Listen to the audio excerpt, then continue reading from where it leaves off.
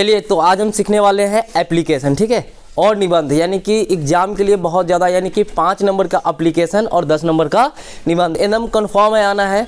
और आज के क्लास के बाद आपको ये समस्या नहीं होगी। तो चलिए, सबसे पहले हम जानते हैं कि अगर हम एप्लीकेशन लिखते हैं, आवेदन पत्र लिखते हैं, तो आवेदन पत्र होता क्या है और यह कितने प्रकार का होता है। तो सबसे पहले हमें एक चीज़ जानना होगा। तो याद रखिएगा, कहीं भी, ठीक है, आवेदन पत्र लिखने के लिए, ठीक है, 2 चीज़ों का ध्यान देना जरूरी है।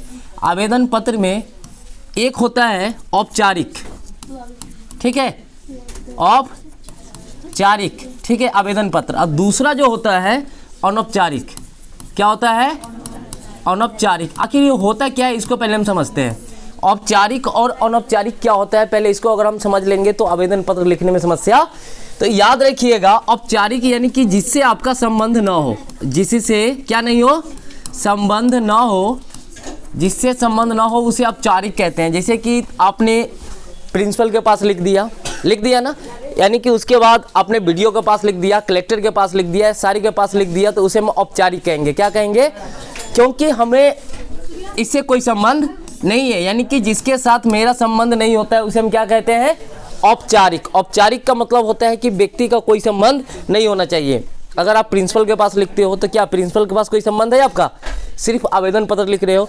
लेकिन याद रखिएगा, जिनसे संबंध हो, जिनसे संबंध हो, जैसे कि संबंध का मतलब समझ रहे हो, है ना, अपने भाई के पास लिखिए, बहन के पास लिखिए, ठीक है, या पिता के पास लिखिए, ठीक है। बात समझे कि नहीं? आया समझ में? तो आवेदन पत्र 2 प्रकार के होता है, एक औपचारिक, दूसरा अनौपचारिक। औपचारिक वो होता है जिससे हमारा कोई संबंध नहीं होता है, उसे हम क्या कहते हैं? औपचारिक। और दूसरा क्या होता है?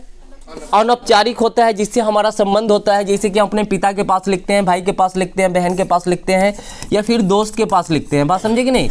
और यहाँ पे अगर हम लिख लेते हैं ना, कि अगर हम स्कूल में लिखते हैं, है ना, प्रिंसिपल के पास, स्कूल के बाद हम क्या लिखते हैं, मान लीजिए कि हम वीडियो के पास लिखते हैं, ब्लॉक डेवलपमेंट ऑफिसर, ठीक है, या फिर जिला अधिकारी के पास लिखते हैं, ठीक है, जिला अधिकारी के पास लिखते हैं, या फिर कहीं भी लिखते हैं, तो इसे हम औपचारिक कहते हैं।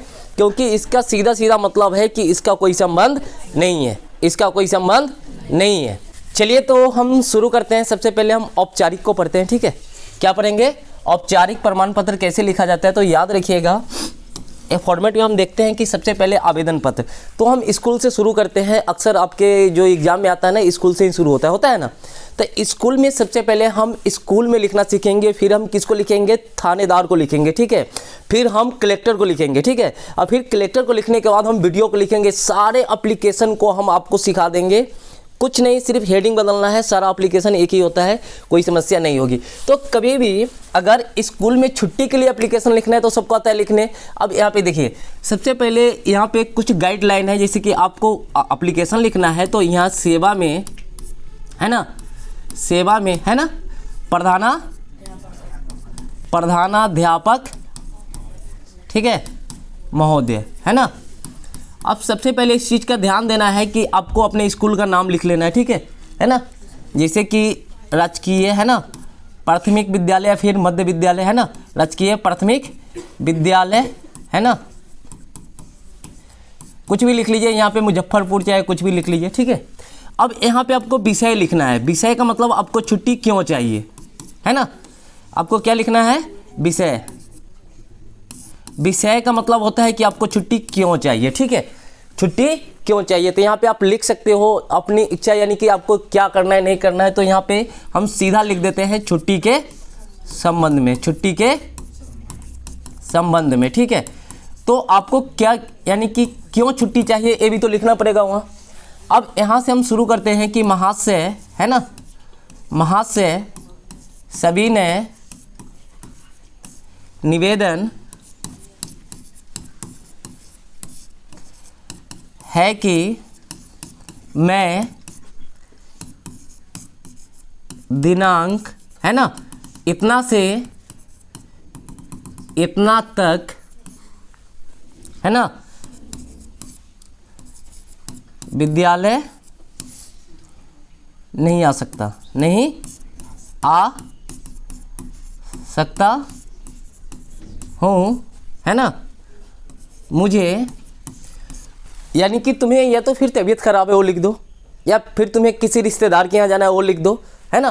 तो मुझे, है ना, नानी के घर जाना है, नानी के घर जाना है, ठीक है ना, मामा के शादी में, मामा के शादी में। अगर यहाँ पे देख लीजिए, यहाँ पे आपको हेडिंग चेंज क्या करना है कि अगर मान लीजिए कि आपको तबीयत खराब है ना, तो यहाँ पे आप लिख सकते हैं ना, I am suffering from fever, यानी कि मैं बुखार से बहुत ज़्यादा, यानी कि मेरी स्थिति ख़राब हो चुकी है, इसीलिए मैं स्कूल, तो ये आप चेंजिंग, यानी कि इसको आप चेंज कर सकते हैं, नानी के घर ना लिख के आप अपने जो आपकी स्थिति है वो लिख सकते हो, ठीक है। अब यहाँ पे आपको और ज़्यादा, अतः श्रीमान से, है ना, अतः श्रीमान से निवेदन है कि, है ना, मुझे छुट्टी देने की क्या करे, कृपया करे। ये तो हो जाएगा, अतः श्रीमान से निवेदन है कि हमें छुट्टी देने की कृपया करे। तो चलिए ये तो क्लियर हो जाएगा, ये तो हम कर लेंगे। अब यहाँ पे आपको लिखना है आपका आज्ञाकारी, आपका नीचे ही लिखना है, इधर जगह नहीं है, तो आपका आज्ञाकारी। देखिए ए छात्र, यहाँ पे नाम लिख देना है, ठीक है। उसके बाद यहाँ ए, उसके बाद नाम लिख देना है, उसके बाद यहाँ पे क्लास लिख देना है, रोल नंबर लिख देना है, ठीक है। और उसके बाद रोल नंबर लिखने के बाद यहाँ पे आप दिनांक लिख के और जमा कर दीजिएगा, यहाँ पे दिनांक लिख के जमा कर दीजिएगा, आपको छुट्टी मिल जाएगी। चलिए ये तो एक फॉर्मेट हो गया कि चलिए हमने प्रधानाध्यापक को पत्र लिखा, तो हमें किसी तरह की, अगर मान लीजिए कि जो भी चीज़ है आपको अगर प्रिंसिपल के पास लिखना है, तो यहाँ पे आप हेडिंग चेंज कीजिए, ठीक है। ए वाला हेडिंग की मान लीजिए कि आपको जो समस्या है यहाँ पे डाल दीजिएगा, बाद बाकी चीज़ वही रहेगा। तो ए तो हो गया प्रिंसिपल के पास, हो गया ना, तो इसमें तो कोई डाउट नहीं हो। दो भाई है, राम और श्याम, रत्ते दोनों खूब मार किया, ठीक है। अब मार करने के बाद उनमें से एक हो गया थाना पर। अब वहाँ पे तो कुछ थानादार को एफआईआर लिख के देगा ना, आखिर कैसे तो घटना को जिक्र किया जाता है। तो चलिए शॉर्ट में थोड़ा हम समझते हैं कि उसको लिखा कैसे जाता है ना। अगर आपको भी कभी कभी थाना पर जाना पड़े तो आप यानी कि तिलमिला जाते हैं कि बाप रे बाप, थाना वाला को एप्लीकेशन लिख के देना है, कैसे दे। तो आज हम वो एप्लीकेशन आपको सिखा रहे हैं। तो याद रखिएगा, कुछ करना नहीं है, वही चीज़ को लिखना है, सेवा में, है ना।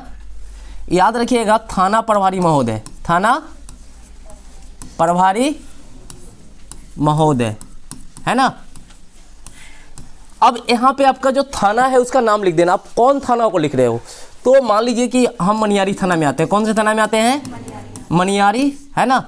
थाना कौन सी जगह है? मुजफ्फरपुर, है ना, मुजफ्फरपुर। अब यहाँ पे आपको विषय दर्शाना है ना। क्या लिखना है? विषय लिखना है। अब विषय में आपको क्या लिखना है कि झगड़ा लड़ाई के संबंध में या फिर मारपीट के संबंध में, ठीक है। क्या लिखेंगे? मारपीट के संबंध में, ठीक है, मारपीट के संबंध में। तो यहाँ पे हम फिर लिखेंगे महाशय, है ना। सविनय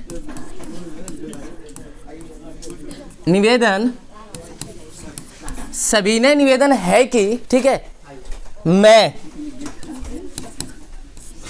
ठीक है, अपना नाम लिखिएगा। मैं, मान लीजिए कि राम नाम है, तो मैं राम, है ना। अब यहाँ पे आपको क्या करना है, तो यहाँ पे एक चीज़ का ध्यान रखिएगा, है ना, आप जो है ना अपने पिताजी का नाम लिखिएगा, है ना। तो यहाँ पे, है ना, पिताजी का नाम लिखिएगा। पिताजी का जैसे कि मैं राम, है ना, श्याम का पुत्र हूँ, मेरा एक, क्या है, मेरा एक बड़ा, क्या है, भाई है ना। कल रात मैं खाना खा रहा था,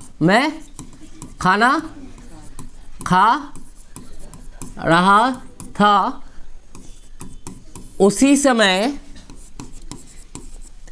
मेरा भाई, है ना, बांस लेकर आया, बांस लेकर आया और मेरा सर फोड़ दिया, मेरा सर